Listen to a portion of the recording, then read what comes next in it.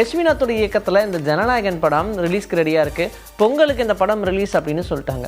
ஆனால் audio launch அப்படின்ற ஒரு விஷயம் இருக்குது. இந்த படத்துக்கு பண்ணுவாங்களா மாட்டாங்களா அப்படின்ற நிறைய சிக்கல்கள் இருக்குது. இப்போது பிரச்சாரம் அப்படின்னு சொல்லி அதுக்கெல்லாம் நிறைய கேட்டுக்கிட்டு இருக்காங்க, இடம் கொடுக்க மாட்டாங்க, அப்படிலாம் பிரச்சனைகள் ஓடிக்கிட்டு இருக்கும்போது இசை வெளியீட்டு விழா பண்ணுறதுக்காக ஒரு இடம் கேட்டால் எப்படி இருக்கும்? கரெக்டாக இருக்காது இல்லையா? அதனால் இந்தியாவிலேயே வேண்டாம், அவுட் ஆஃப் கண்ட்ரியில் போய் பண்ணிடுவோமா அப்படின்ற ஒரு பிளான் பண்ணிட்டு இருந்தாங்க. அதுக்கேற்ற மாதிரியே மலேசியாவில் டிசம்பர் 27ஆம் தேதி ஜனநாயகன் திரைப்படத்துடைய இசை வெளியீட்டு விழாவை ரொம்பவே கிராண்டாக அங்கே பண்ண போகிறதா சொல்லியிருக்காங்க. இதுக்காக ரசிகர்கள்லாம் தெரிஞ்ச உடனே டப்புன்னு டிக்கெட் போட ஆரம்பிச்சிட்டாங்க.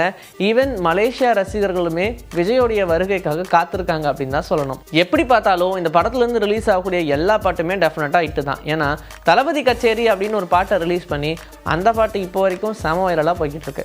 அனிருத்துடைய இசையில் இந்த படத்தில் இருக்கக்கூடிய எல்லா பாட்டுமே டாப் டக்கராக தான் இருக்கும் அப்படின்னு சந்தேகமே இல்லாத மாதிரி படத்துடைய வேல்யூமே கொஞ்சம் கொஞ்சமாக இன்க்ரீஸ் ஆகிட்டே இருக்குது அப்படின்னு தான் சொல்ல முடியும். அதனால் வேர்ல்டு வைடாக இந்த படத்தை ரிலீஸ் பண்ணுறதுனால எங்கே ஆடியோ லான்ச் பண்ணாலும் சரி படத்துக்கு அது பவர்ஃபுல்லான ப்ரொமோஷனாக இருக்கும் அப்படின்ற நம்பிக்கையில் தான் இந்த முடிவை எடுத்திருக்காங்க. அதே பொங்கலுக்கு ரிலீஸ்க்கு காத்திருக்கிற திரைப்படம் பராசக்தி. சுதா கோங்கராவுடைய இயக்கத்தில் சிவகார்த்திகேயன், ரவி மோகன், அதர்வா அப்படின்னு நிறைய நடிகர்களுடைய நடிப்பில் ரிலீஸ் ஆக காத்திருக்கிற திரைப்படம் தான் இந்த பராசக்தி. படத்துடைய டப்பிங் வேலைகள் ஆரம்பிச்சிட்டாங்க. ரவி மோகன் முன்னாடி டப் பண்ணிட்டு இருக்கிறதா ஒரு போஸ்டர்லாம் ரிலீஸ் ஆச்சு. அதனால் இந்த படத்துடைய போஸ்ட் ப்ரொடக்ஷன் ரொம்ப வேகமாக இருக்குது அப்படின்னு நினச்சோம். மீதம் இருக்கக்கூடிய கேரக்டர்ஸும் இப்போ கொஞ்சம் கொஞ்சமாக இந்த டப்பிங் வேலைகளை முடிச்சுட்டு இருக்காங்களாம். அதில் அதர்வா இப்போ இந்த படத்தில் டப் பண்ணி முடிச்சிருக்காரு அப்படின்ற விஷயத்த ரிவீல் பண்ணியிருக்காங்க.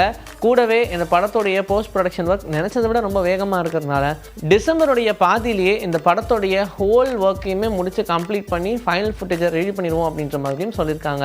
ஸோ தேட்டர்கள் ரிலீஸுக்கு இன்னும் கொஞ்சம் வியாபாரங்கள்லாம் பேச வேண்டியது இருக்குது. அது முடிஞ்சோடனே இந்த படத்துடைய ரிலீஸ் ஃபைனல் ஆகிடும். ஜிதன் ஜோசஃபோடைய இயக்கத்தில் மம்முட்டியோடைய நடிப்பில் களம் காவல் அப்படின்ற திரைப்படம் உருவாகி இருக்கு இல்லையா? இந்த படத்துடைய ரிலீஸுமே நவம்பர் 28ஆம் தேதி தான் அப்படின்னு சொல்லியிருந்தாங்க. அதனால் மம்முட்டியோடைய ரசிகர்கள் எல்லாருமே செம ஆர்வத்தோடு இருந்தாங்க. நாளாச்சுப்பா அவருடைய படத்தை தேட்டரில் பார்த்து போடுங்கப்பா கொஞ்சம் அப்படின்ற மாதிரி தான் அவங்களுமே ஒரு வேகத்தில் இருந்தாங்க. ஆனால் இப்போ மறுபடியும் இந்த படத்துடைய ரிலீஸ் டேட் தள்ளி போகுது அப்படின்ற மாதிரியான ஒரு அப்டேட் வந்திருக்கு. என்னப்பா என்ன காரணம் அப்படின்னு கேட்டால் ஓடிடி உரிமம் இந்த படத்தை கொடுக்கறதுல ஒரு சிக்கல், பேமெண்ட் பிரச்சனையாக இருக்குது. அப்படியே பேமெண்ட் ஓகேன்னு சொல்லி வேறு ஒரு ஓடிடி கொடுக்கலான்னு பார்த்தா அவங்க வாங்குறதுல டிலே பண்ணுறாங்க. இதனால் இந்த படத்துடைய ஓடிடி உரிமம் கொடுக்கறதுல வியாபாரத்தில் பெரிய சிக்கல் அப்படின்னு சொல்கிறாங்க. இதன் காரணமாக இந்த படத்துடைய ரிலீஸ் டேட் தள்ளி போகும். ஏன் ரிலீஸ்க்கு முன்னாடி இந்த படத்துடைய வியாபாரத்தை முடிக்கிறாங்கன்னா ரிலீஸ்க்கு அப்புறமா இந்த படம் எப்படி இருக்கும் அப்படின்னு தெரியல விமர்சன ரீதியாக. அதனால் மேபி அப்போது அந்த ஓடிடி தளம் வந்து கேட்குறாங்க அப்படின்னா அப்போ ரேட்டு கம்மியாக போகிறதுக்கு வாய்ப்பு இருக்குது.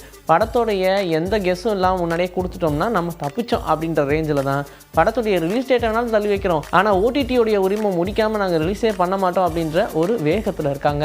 பாலையோடைய நடிப்பில் அகாண்டா அப்படின்ற படம் பெரிய ஹிட்டு. அதனாலேயே இந்த படத்துடைய 2ஆம் பாகத்தை எடுக்கணும் அப்படின்னு வெயிட் பண்ணிகிட்டு இருந்தாங்க.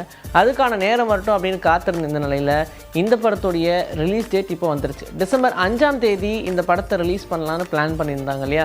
அதில் எந்த மாற்றமும் இல்லாமல் இந்த படம் ரிலீஸ் ஆக தான் போகுதுன்றதை சொல்லியிருக்காங்க. கூடவே இந்த படத்துடைய ஹீரோயினான சம்யுக்தா இந்த படத்துடைய ட்ரெய்லர் பார்த்தீங்கன்னா அது வெறும் கிளிம்ஸ் தான். அதை விட பல மடங்கு அதிகமாக இந்த படத்தில் இருக்குது. ஃபுல் அண்ட் ஃபுல் ஆக்ஷன் தான். கொஞ்சம் கூட நீங்கள் உட்காரவே முடியாதுன்ற அளவுக்கு தேட்டரில் குதிச்சுக்கிட்டே இருக்கலான்ற அளவுக்கு இந்த படம் உற்சாகத்தை கிளப்ப போகுது அப்படின்னு இன்னும் கொஞ்சம் இந்த படத்தோடைய ஆர்வத்தை தூண்டி விட்டுருக்காங்க. இதனால் பாலையாவுடைய ரசிகர்கள்லாம் செம சந்தோஷத்தில் இருக்காங்க. வினித் வரபிரசாத் நமக்கு தெரியும் லிஃப்ட் அப்படின்ற படம் கவினை வச்சு எடுத்திருந்தாங்க. அந்த படம் ஹாரர் படமாக ஒரு நல்ல சக்ஸஸ்ஃபுல்லான படம் தான் சொல்லணும். அவ்வளோ சின்ன பட்ஜெட்டில் அவ்வளோ சூப்பரான ஒரு படம் எடுத்துன்றது சாதாரண விஷயம் இல்லை. ஒரு நல்ல இயக்குனர் அப்படின்ற ரேஞ்சில் தான் இருக்காங்க. இப்போது HK15 ஹரிஷ் கல்யாணுடைய 15வது திரைப்படத்தை அவர் தான் இயக்க போகிறாரு அப்படின்ற அப்டேட் வந்திருக்கு. ஹரிஷ் கல்யாணம் டீசல் படம் ரொம்ப நாள் கழிச்சு ரிலீஸ் ஆனாலும் அது இப்போ தானே ரிலீஸ் ஆயிருக்கு. இந்த படத்துக்கு அப்புறமா கை வைக்கிற திரைப்படம் அப்படின்னு சொல்லலாம். படத்தில் பெரிய அளவில் ஒரு எக்ஸ்பெக்டேஷன் வச்சுருக்காங்க அவங்களுடைய ரசிகர்களுமே.